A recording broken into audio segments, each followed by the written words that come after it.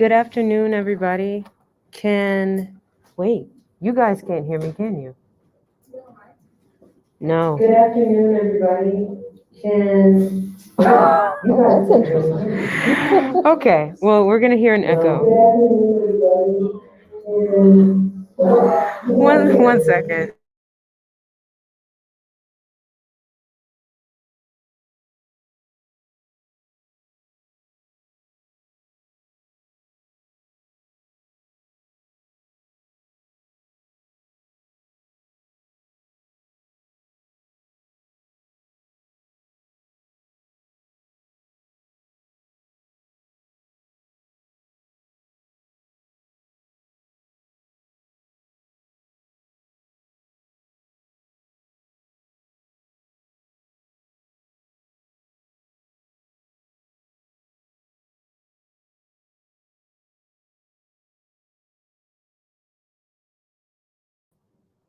I'm sorry about the technical difficulties. I'd like to introduce myself to everyone here and everyone online. My name is Kelsey Coleman, and I'm the president of the University of Maryland College Park chapter of the NAACP.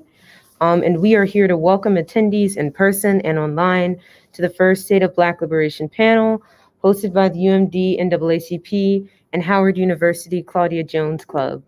The purpose of this panel event is to introduce members of the Howard and UMD communities to the meaning, history, and goals of the Black Liberation Movement.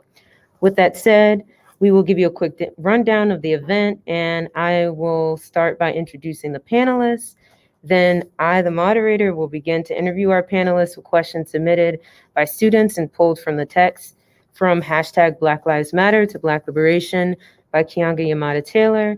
And after this, we will allow audience members and people in the chat online to ask questions to our panelists, and we will make our closing remarks at the end. So some of our panelists are still filing in, so we don't have anyone from Claudia Jones that's on the stage right now. Oh, am I not on here? Hello. Oh my God, I have to say that over again.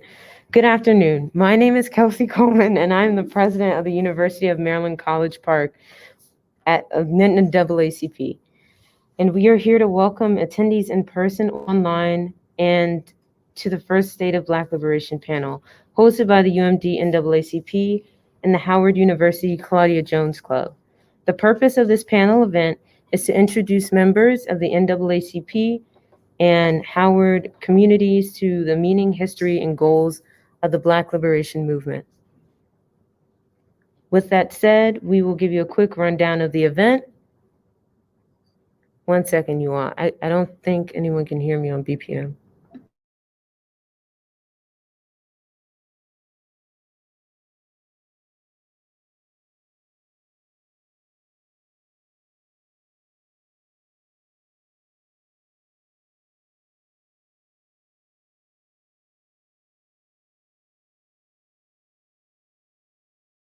Okay, I'm so sorry, guys.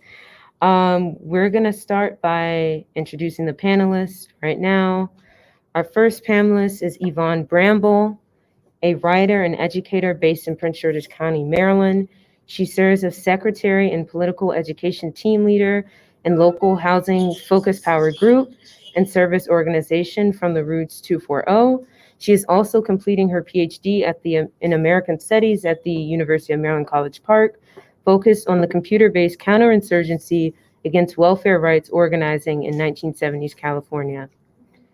Next up, we have Kevin Kramer Jr., the co-founder of the Palm Collective. Kevin has been organizing and protesting on the front lines of Washington, D.C. for over 1 year, living in the DMV, Washington, D.C. area for nearly 7 years, and bearing witness to the catalyst that was the George Floyd murder. Kevin, like so many others, answered to the call to fight back against white supremacy and capitalism, determined to hold elected officials accountable to the American people, defend democracy against the American government, and amplify marginalized and neglected and forgotten Black, Brown, and Indigenous queer voices. Our next panelist is Kiana Johnson, the founder of Life After Release Incorporated, a formerly incarcerated woman-led organization in the DMV. She is organizing to build a post-conviction movement challenging the integrity of convictions and the system responsible for convicting us in the first place. Before her incarceration in 2015, she completed 10 years of federal government service. Currently, she has completed a bachelor's in legal studies at the University of Maryland University College with a concentration in public safety. After her release from prison on August 21st, 2017, Quiana immediately started doing work around prison abolition, prosecutor accountability, and ensuring that formerly incarcerated individuals get what they need to succeed. She uses her story to empower formerly incarcerated women into becoming productive members of their communities. Up next is Sean Blackman, a member of the Party for Socialism and Liberation living in Washington, D.C. Hailing from Pensacola, Florida, Sean is an organizer with the Answer Coalition and a co-founder of the Stop of Police Terror Project in DC. He is a proud graduate of Florida A&M University and is currently host of By Any Means Necessary on Radio Sputnik. And speaking of By Any Means Necessary, our next panelist is Jacqueline Luqman, a radical left political commentator who also co-hosts the radio show By Any Means Necessary on Radio Sputnik. She is also a member of the Black Alliance for Peace Outreach Committee and a member of Pan-African Community Action, a member organization of BAP. In all of these roles, Jacqueline draws on her anti-imperialist, anti-capitalist, Pan-African, revolutionary ideals to analyze and critique the current political and social issues and events, and situate them in the context of their meaning and impact on marginalized and oppressed communities, struggling in the ongoing struggle for liberation domestically and internationally. And our final panelist is Dr. Jarrett Ball, a professor of communication and Africana studies at Morgan State University in Baltimore, Maryland. Dr. Ball is the author of Myth and Propaganda of Black Power. He is also the co-founder of Black Power Media, a Black radical independent media project. They seek to challenge the narrative about Black politics and the Black condition. Their shows, Renegade Culture, I Mix What I Like, The Remix Morning Show, and future programming will deliver the news and information our community and others need to break through today's mainstream propaganda machine. So before we begin with our question today, I would like to provide a brief summary of the text from hashtag Black Lives Matter to Black Liberation. This description provided from bookshop.org. This eruption of mass protests in the wake of the police murders of Michael Brown in Ferguson, Missouri, and Eric Garner in New York City have challenged the impunity with which officers of the law carry out violence against Black people and punctured the illusion of post-racial America. The Black Lives Matter movement has awakened a new generation of activists. Activist and scholar Keeanga-Yamahtta Taylor surveys the historical and contemporary ravages of racism and persistence of structural inequality, such as mass incarceration and Black unemployment.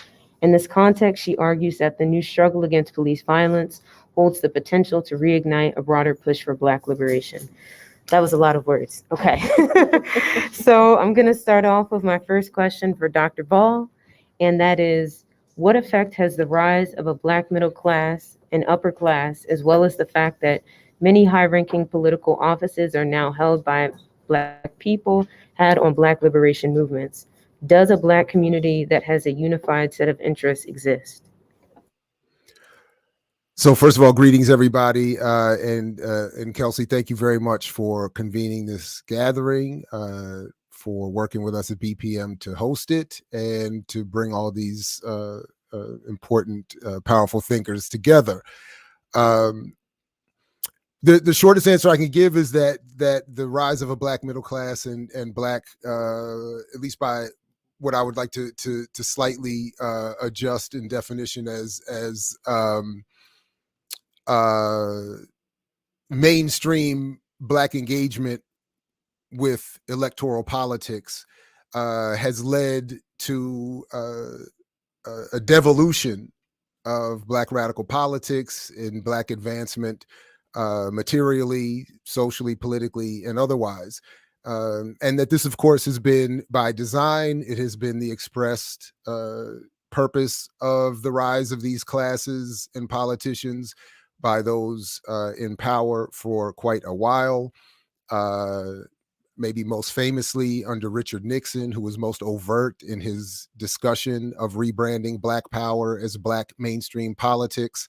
But in general, that's been the goal of the elite outside of violent repression, mass incarceration, assassination, exile, etc. After all of that sort of physical repression has been what Frantz Fanon, Amos Wilson, many others have talked about in terms of psychic violence, which has included all forms of psychological warfare, which include the distraction of radical political activity and the siphoning off of that activity, or the repositioning or the readjustment of the trajectory of that activity into the very safe confines of attempting to rise in class and to rise in political level in mainstream politics, with the idea that once fully involved or ingrained in the existing system, there can be some sort of positive trickle down afforded to the rest of the community, which is again part of the process intentionally of making sure that real change does not occur. I would only want to quickly just add also that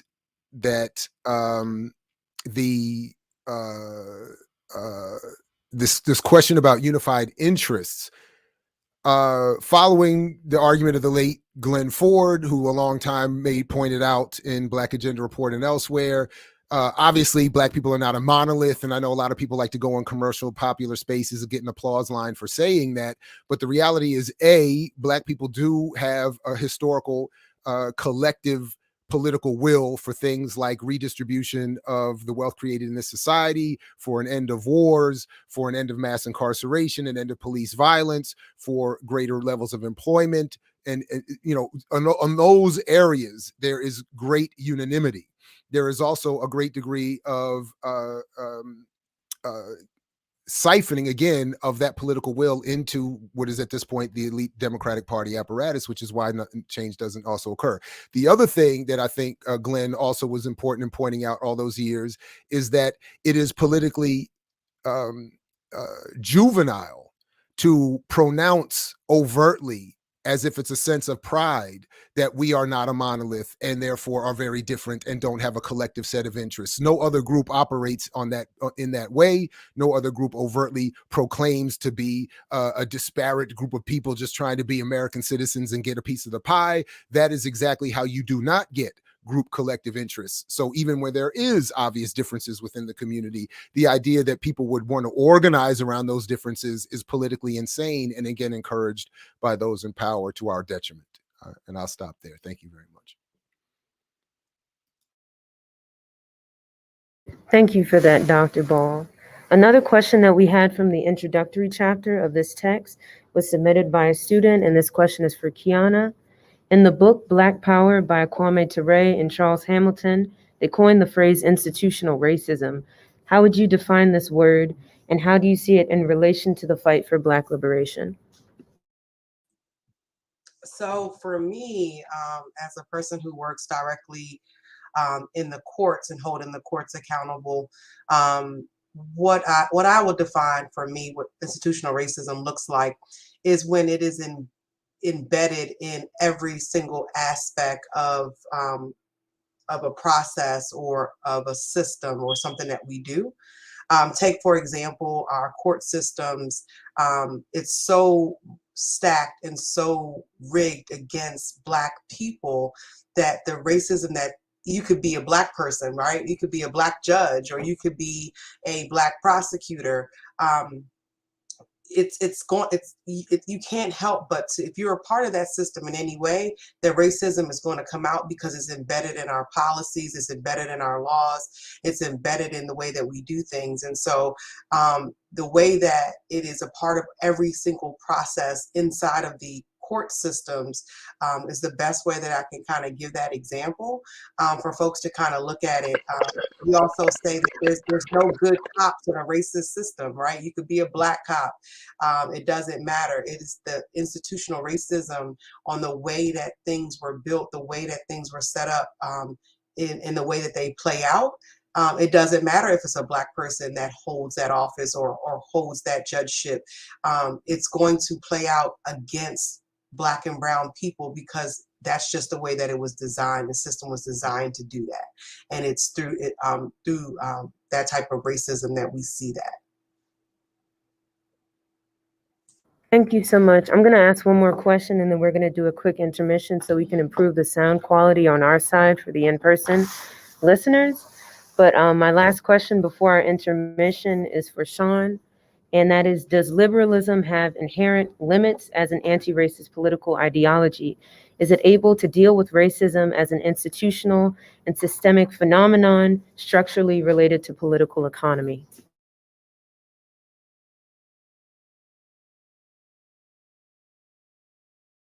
The Democratic Party historically has been known as the graveyard of progressive movements, right? They're pretty skilled at co-opting certain movements, certain efforts, certain popular ideas, completely draining them of all of their actual transformative substance. And what you're left with is this sort of ugly husk of a thing that won't really help anyone, or if it does, not to the extent that it could or it should. Like, oh, I don't know, the infrastructure bill that just passed here recently, right? That thing got whittled down. Originally, they were looking at $6 trillion. Then it got cut to $3.5 trillion, and they stayed there for a minute. And then what happened? We saw the interventions of quote unquote moderates, which ain't nothing but a right winger. The moderates, Kirsten Sinema and Joe Manchin of West Virginia, who has millions of dollars in shares from coal, something that's just ravaging that state full of poor people, right? And because of their corporate backers, directly intervene to whittle down even that to now $1.2 trillion, which was finally the number that they settled on. And even within that, there were things that the Democratic Party could have done to compel them to go along with this bill, could have withheld appointments and just all sorts of things that they refused to do. And see, this is a consistent theme that we see throughout the political mainstream of all these things that could be done that would help a lot of people, but there is a conscious decision made to simply not do it. Why? Because ultimately, and this is to the point of the question, we talk about the limits of liberalism. This is ultimately a ruling class ideology. And therefore, they will operate in the interest of the ruling class. Now, a report was released recently that said that there's 140 million people inside the United States living at or below the poverty line. And even when you interrogate that, that's like the legal definition of poverty, right? And in that number, 59.7% were black. So we're talking about 23.7 million people. And so then when you have a country, when you have when you have a government, when you have an entire system that is not only built on, genocide, slavery, and exploitation, is not only built on it, but needs it to subsist, well, then it only stands to reason that all these other institutions will be set forth to maintain it. And so, are there limits to liberalism on the question of anti-racism? Without question, emphatically, yes. But we need to understand and be very clear that that is not a bug, that is a feature, that it is not an accident, it is by design. And as long as this capitalist system is in place, then those limits will remain as well. Thank you so much, Sean, for that. Our next question is going to go to Yvonne Bramble, and the question is from chapter 2 of the text, and it's called, "Do Black people and other racialized groups have a special potential to lead working class solidarity and radicalize a class movement through their leadership?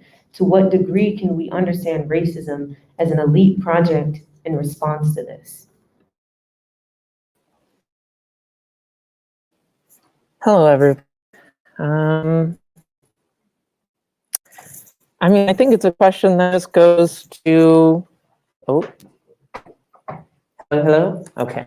I think it's a question that just goes to the heart of what the crisis we're facing in this country is, as climate catastrophe and the impending eco-fascism that the right wing are going to impose on this country are going to force us to need to build a multiracial working class movement that can fight for the things that we actually need, right?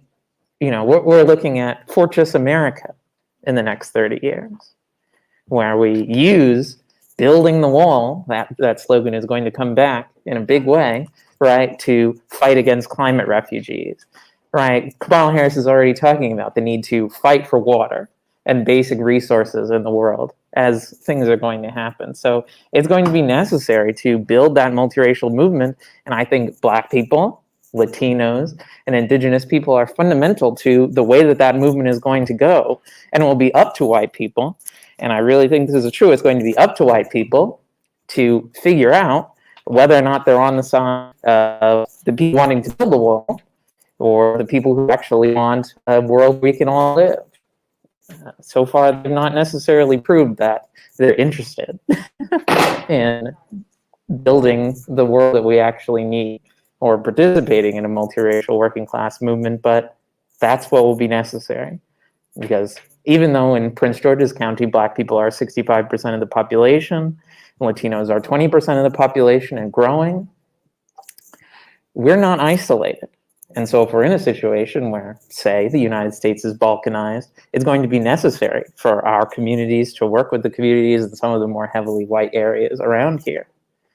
And it's going to be very difficult to do that, but it will need Black leadership and Latino leadership in order for that to happen. So I think it's one of those things where it's hard, and we'll see, but I think it's necessary, because otherwise we're facing down, you know, not just 20 years of Fortress America, but a century of Fortress America. And obviously the revolution one day will win, but, you know, it depends on how many millions of people will die before then. The United States had no problem killing 1 million people in Indonesia to stop the revolution there. How many millions of people they killed in Asia, Africa, and Latin America? It would be, I don't know, pretty unrealistic to think they won't do the same thing here. So hopefully that answers your question, Kelsey. Thank you for that, Yvonne. Our next question is also from Chapter 2, and this is a student-submitted question for Mrs. Luqman. The question is, what are the primary contemporary phenomena politicians utilize to separate Black hardship from the material conditions that cause hardship? What are ways to push back against this separation? Politicians use the same devices to separate the masses of Black people, most of us who are working class and poor, from the other Black folks, the bourgeoisie, the petty bourgeoisie. And they use things that they've always used, like education, unfortunately.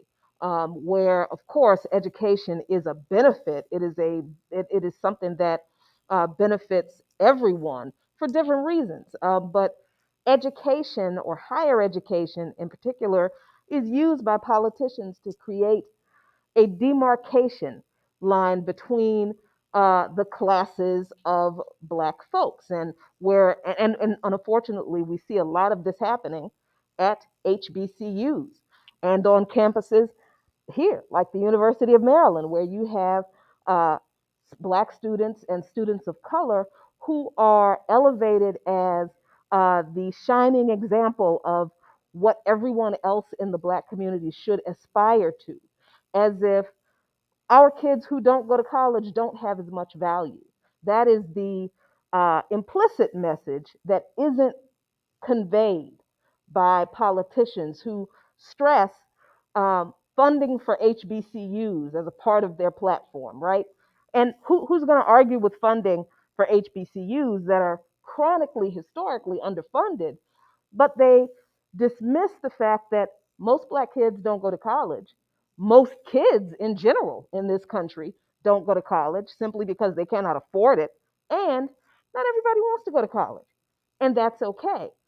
But the focus on higher education and putting more value on Black kids who go to college and investing, having a political investment in their advancement is one of those political tools that are used by both parties, Democrats and Republicans, to exacerbate this class division wedge among us.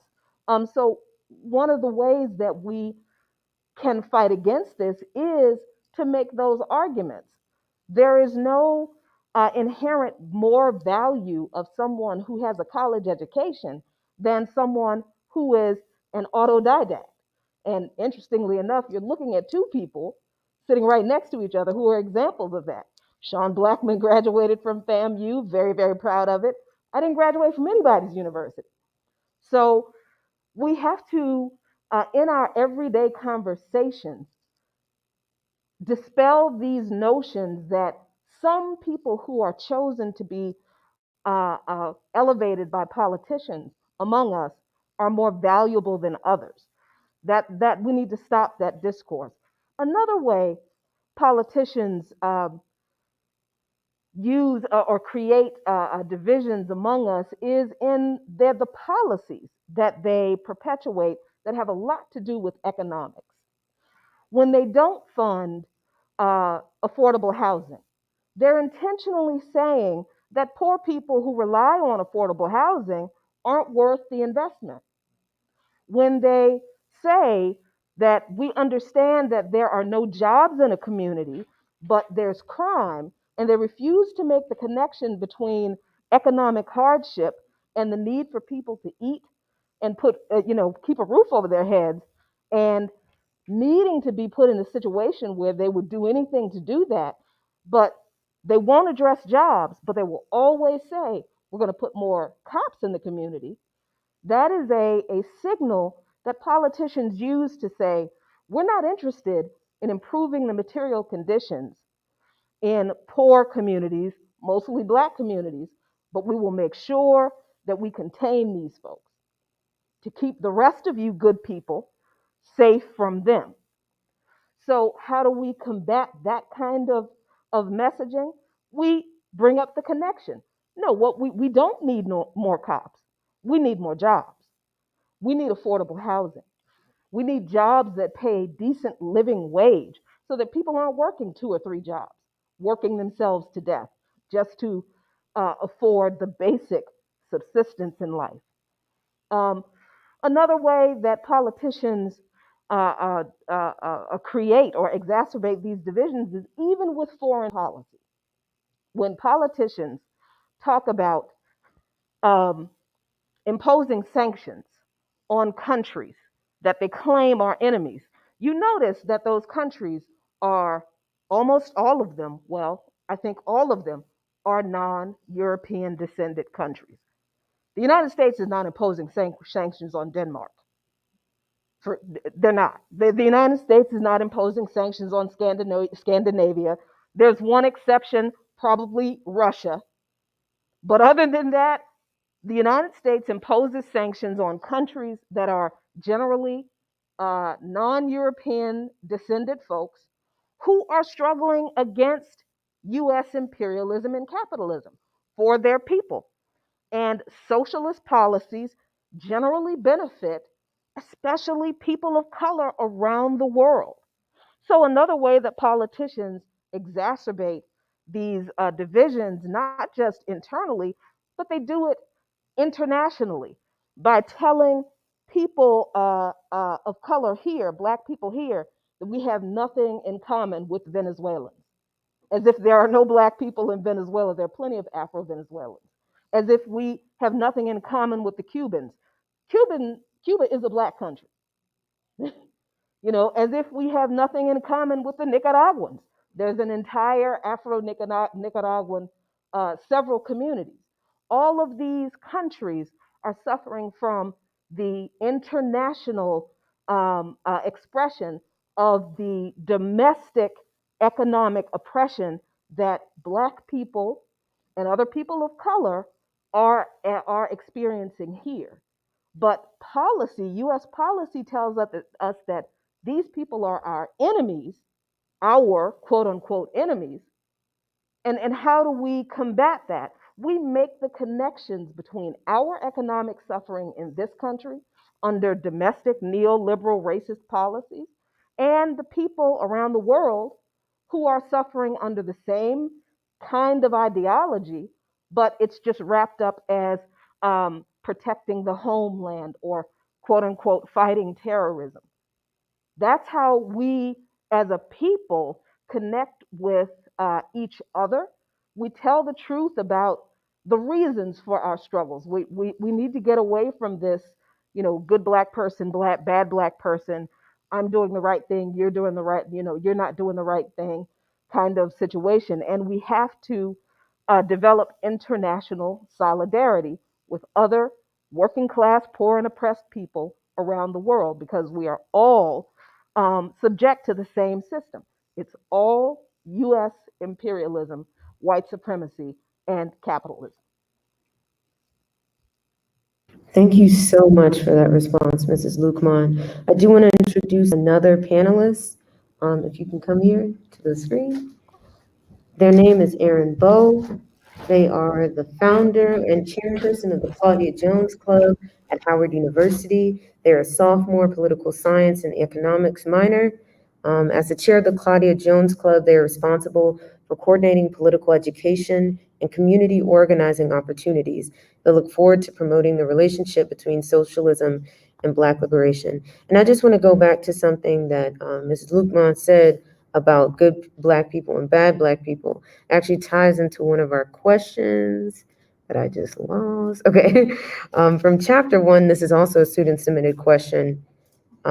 What is the, chapter 1 talks about different attempts to differentiate between good and bad Black victims of state violence, contrasting the media's response to the murder of Michael Brown and the murder of Tamir Rice. How is this connected to the nature of Black inequality in the United States, and what does this say about how society validates victimhood? So I feel like one of the tactics that the ruling class in the United States often uses to justify the violence it commits against working class Black people in this country is this idea of innocence. We see this oftentimes weaponized against incredibly marginalized members of our community. And typically, innocence is used to justify the carceral state apparatus. And when I say innocence is used to justify the carceral state, I mean our court systems and our media apparatuses, all of these institutions that work in tandem with one another to protect ruling class interests are those that ultimately choose to align themselves with victims who seem more innocent than another victim. And so what we often see in various cases of police brutality is this dichotomy that doesn't necessarily exist. And so the ruling class, in an effort to sort of justify the violence that they regularly inflict on working class Black and brown people in this country, force us to pick between people who are deserving of our support and those who are undeserving of this support. And they do this by highlighting cases that they deem innocent or worthy of our attention, while at the same time marginalizing and contributing to the exploitation of our people by ignoring people who are deemed more criminal. And I think this is oftentimes incredibly weaponized against like working class Black men, especially. There are a lot of narratives that often go back to very racist characters that harken back to Jim Crow era, with this idea of a very angry and brutal and domineering Black man who is incapable of satisfying their anger. And so in order to sort of express that anger, they often have to resort in acts of violence. I think one of the more glaring examples of this is probably the Central Park Five. And that is what I would argue is the most glaring because, again, we have this case in which we see the media apparatuses, we see the court systems work to construct the narrative of innocence. And we also see that this narrative of innocence had no basis in material reality. And this narrative goes on to construct this type of ruling class ideology. And this ruling class ideology is predicated on the idea that working class Black men are inherently more violent than other people in our society. And this is just simply incorrect. Thank you for that, Aaron. And speaking about myths, I wanted to have a question for Dr. Ball. This is from chapter 5 of the text.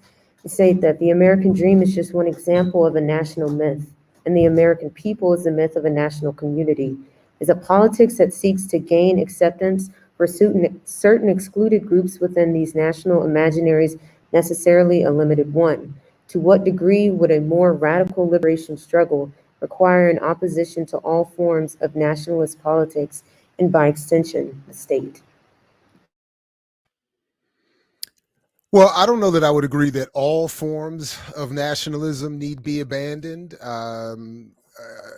I think that's probably a little more of a nuanced conversation than we have time for right here. But I mean, I think I get the impulse of the question, and on some level agree with much of it. That is, so as I always like to remind folks, Dr. King in his own lifetime referred to his discussion of the American dream as a nightmare, and recognized that none of what he wanted politically was being envisioned or developed even at the end of his life. And what has been done to him posthumously in image and in discussion of his life and politics is parallel. Well, what happened to him image wise and posthumously runs parallel to what happened to him in real life physically. I mean, it's an assassination of his politics and his views. I also hear in that question something I've always enjoyed in Dr. Huey P. Newton's argument about intercommunalism. And part of his argument to reach his own conclusion on intercommunalism involved what he said was the absence of a nationalism or a nation to which we could decolonize at this point. That the world had been divided up in a reactionary intercommunal relationship, one bent on serving imperialism, and we needed a revolutionary intercommunal relationship, one that did not see the boundaries created by imperialism and the nationhoods and the identities as being legitimate. He also pointed specifically to the fact that even in the early 1970s, communications technology had made national boundaries a moot point, in that the enemy could project its propaganda anywhere. And at this point in 2021, that can only be seen as an early onset prescience, because where we are today is bananas beyond what Dr. Newton was talking about in his lifetime. That said, I do think that there's an important place for a revolutionary approach to nationalism. I don't think people's particular identities, depending on how they've been formed or are radicalized, need to be abandoned. I just think that they need to be seen as the doorway that walks all of us equally into this human population. And therefore, all of us deserve, at minimum, a wildly increased material and lived and social and spiritual existence. So if that nationalism is a revolutionary one and puts people into a radical relationship with others to make the change and impose the change that we want, cool, I'm cool with that. And I don't think it needs to be abandoned at all. I do think some national identities in some formations are quite radical and should be left unfettered. But that said, I think, again, a radical, revolutionary, intercommunal engagement with the world is what we need. Thank you so much for that. Switching topics a little bit, I want to ask Kiana a question. This is from chapter 6. How would you explain the prominence of women and queer activists in the broader Black Lives Matter movement? Does this have any implications for how we understand the relationship between oppressions based on gender, sexuality, and race with class? Y'all got some loaded questions. I will say that. Absolutely. We talked a little bit earlier about what does the system use to divide us? And the answer is almost everything that is not a part of that American dream, right? It's not a part of what they seem to be right. And so absolutely, when you're talking about queer people, you're talking about Black people, you're talking about poor people, you're talking about anybody that does not fit into the mold of average white man, or a family that has 2.5 kids and a picket white fence. They're going to try to find ways to divide us. We talked a little bit earlier about the education. I thought that was such a very good example, because now that Black people are showing up and getting those degrees, it's just not that important anymore, right? So they find ways to use different our genders, the race, anything that does not fit into that mold of white is right, usually will put us in a place where they're trying to oppress and they're trying to divide because they can't control, right?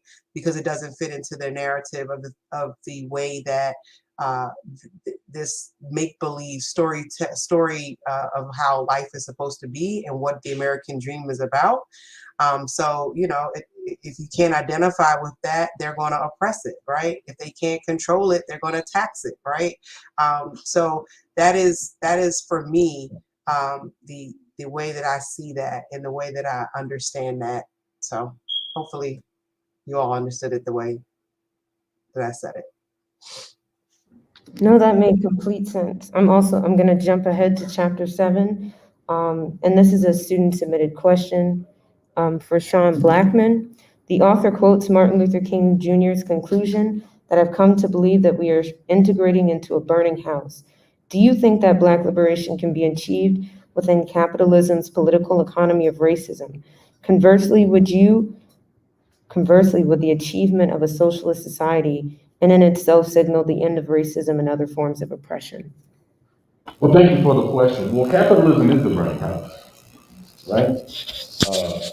Imperialism is a part of that burning house as well. And this is what I think King was really speaking to when he was making that comment. I mean, particularly that we know towards the end of his life that he was, openly anti-war, anti-imperialist, was, publicly making statements against capitalism and critiquing capitalism. This isn't the King we hear about every January. It's kind of whitewashed Martin King. But I mean, these are the radical ideas that he was grappling with. And what also gets glossed over is how he, would help put forth like these very progressive programs. He was calling for a Marshall Plan for the people of the United States.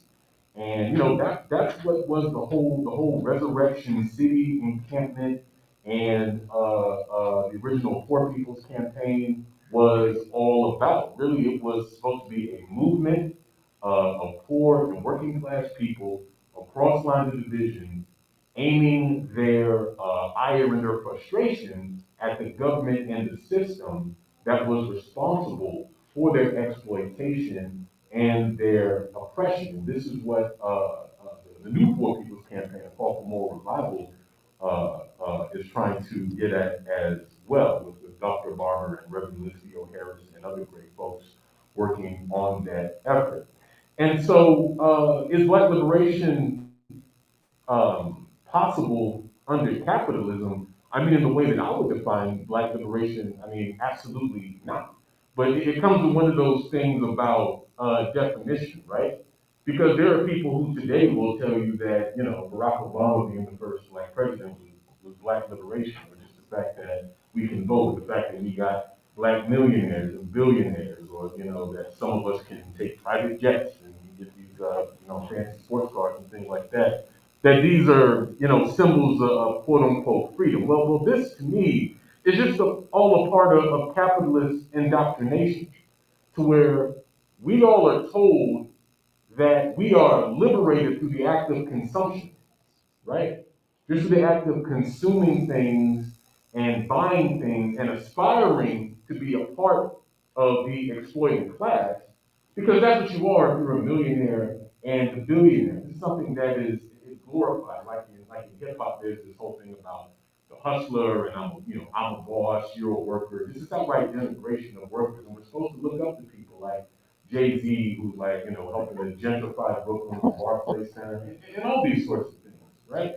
No one, not a single person who's a millionaire or a billionaire got there through quote unquote hard work. You got there through the ruthless exploitation of a lot of people. And there is no liberation in that, not for you as an individual, and certainly not by the people who are being exploited by you. Now, as to the question of whether socialism will eradicate racism, will eradicate white supremacy, I think there's a couple things we have to look at. I mean, number one, white supremacy has been a reality in this landmass at this point for a few centuries, right? If we have a socialist revolution tonight, we all go from this meeting in this room right now and carry out a socialist revolution.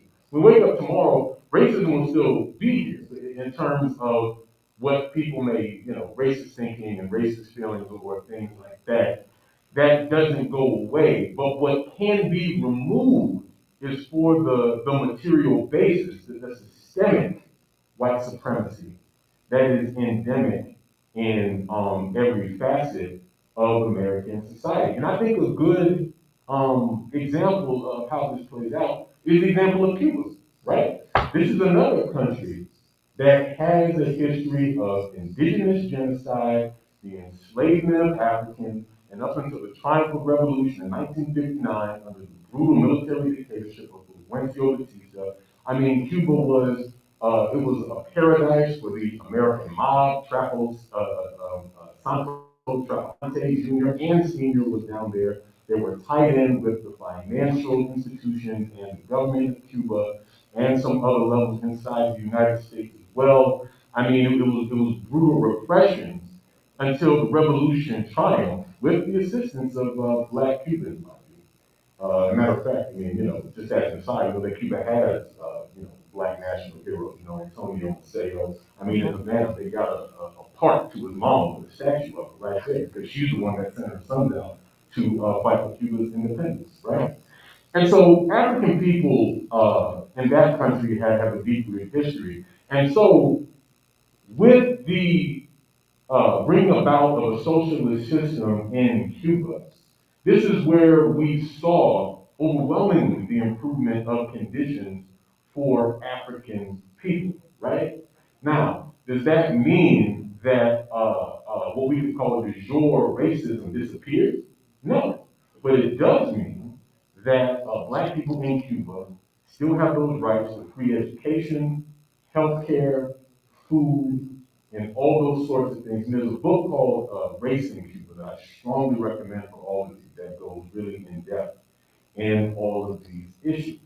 And so when we talk about a socialist revolution, we're talking about a process.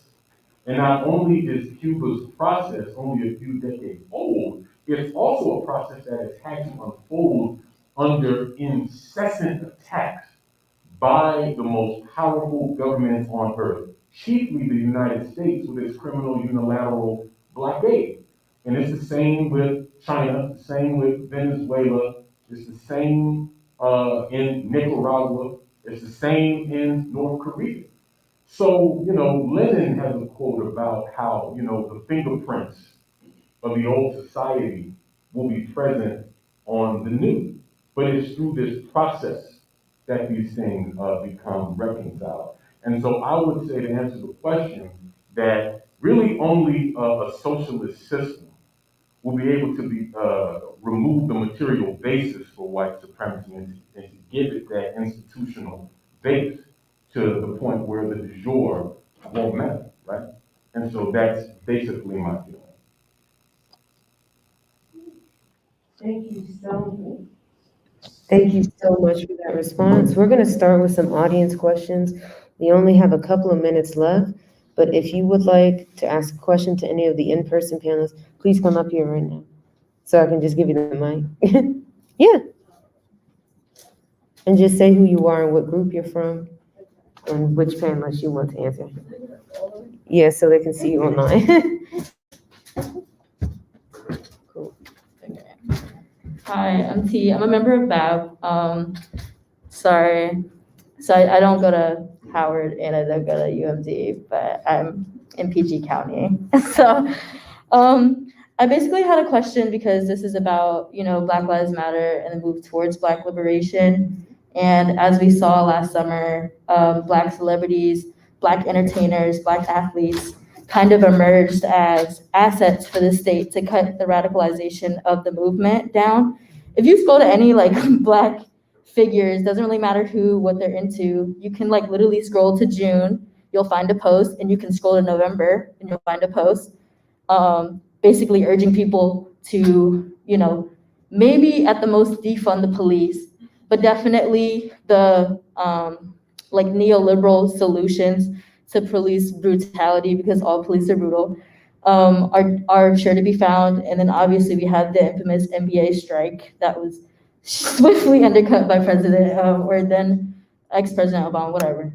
But I wanted to ask, what role, if any, would these people, because historically Black celebrities, in that people who entertain, people who make music, people who are athletes, have had roles in radical movements. But just considering the material realities of today, because these people back then were not what we consider billionaires now, would these people have any role in an actual revolutionary movement, ones with radical demands in would they have a sustainable role in these movements? I guess I want to ask. Who wants to take that question? Oh, okay, Aaron. You can come over here. You can start talking.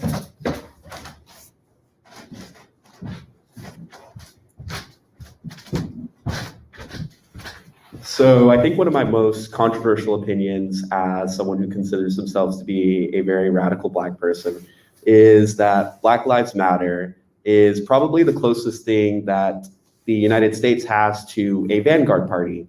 And in that sense, I would argue the reason for that is because BLM has demonstrated the capacity to unite various stratas of working class people in a struggle against racism and police brutality in a way that is unparalleled in the United States history.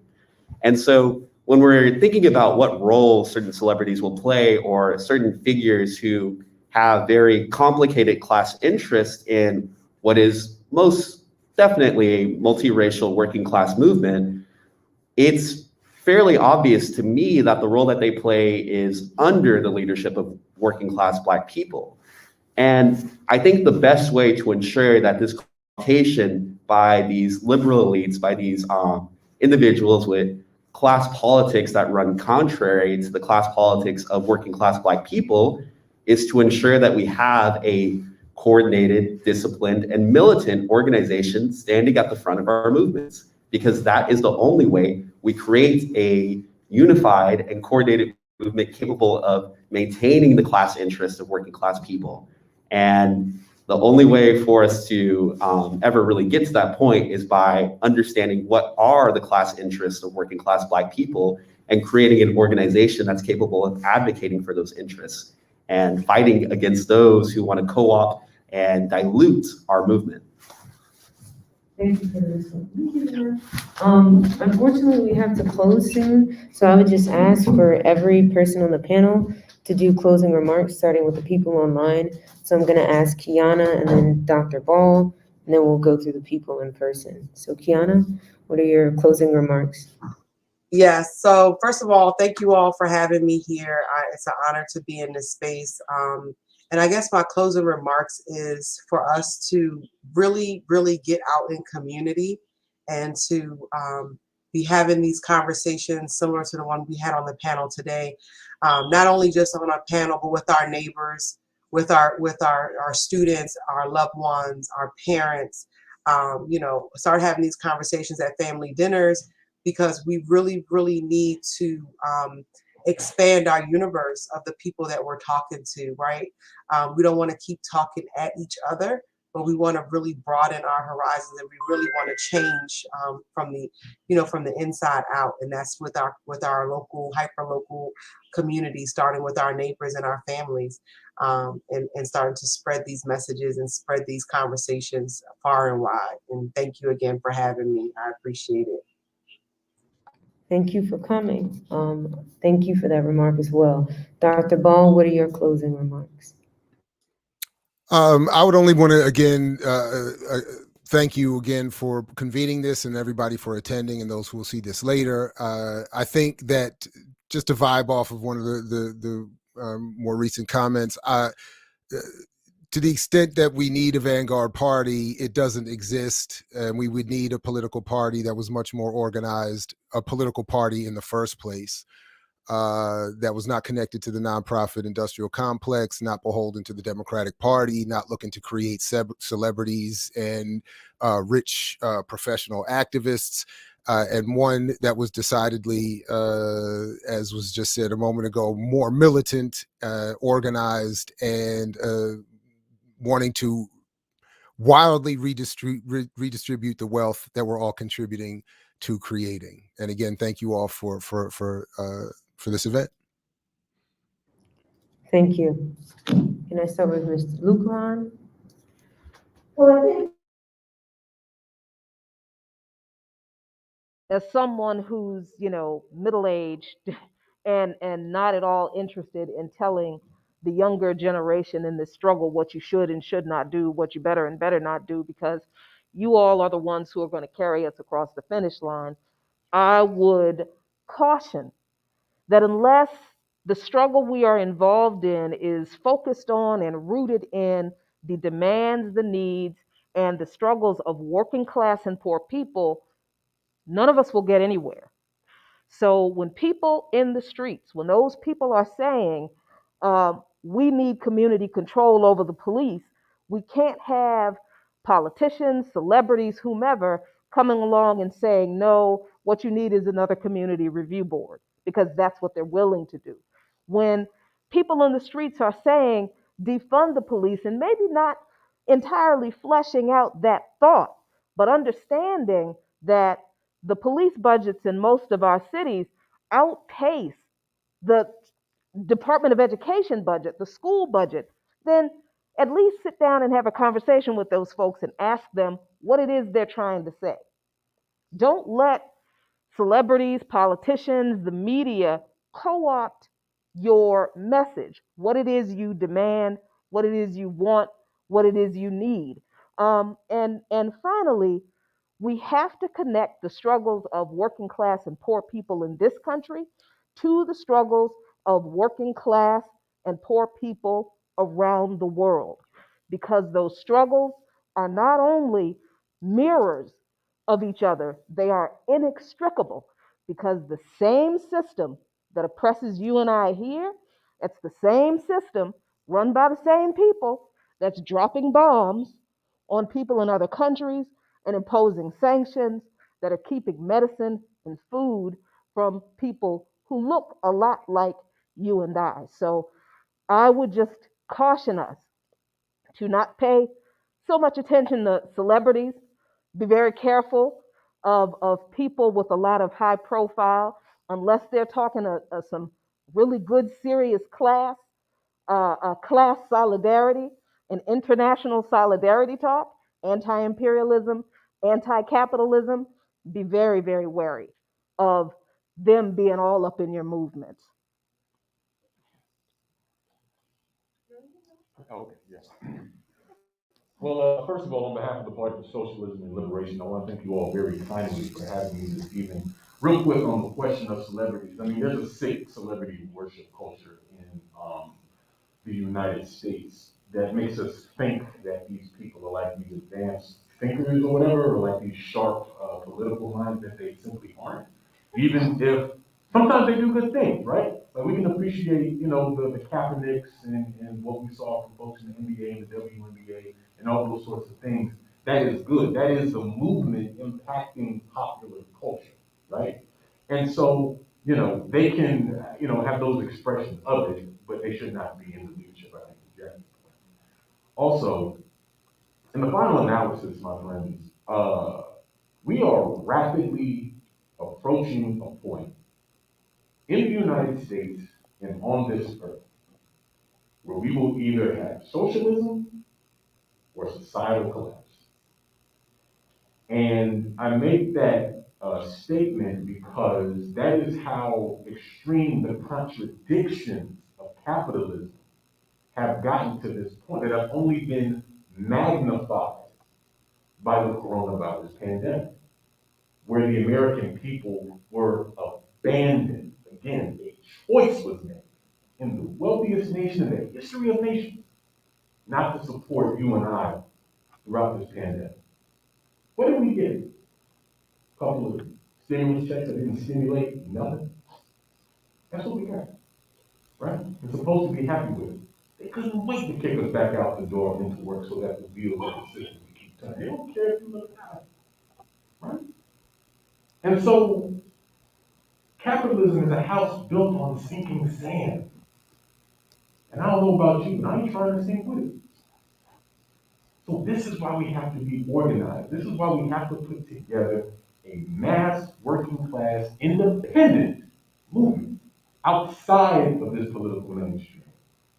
And the Republicans don't make no secret about their reactionary tendencies, right? But the Democrats play at being our friend. But all they do is mealy mouth. So we have no help coming from them. It's going to have to come from you and I.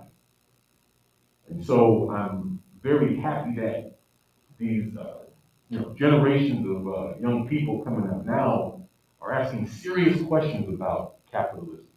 They have deep interest in socialism.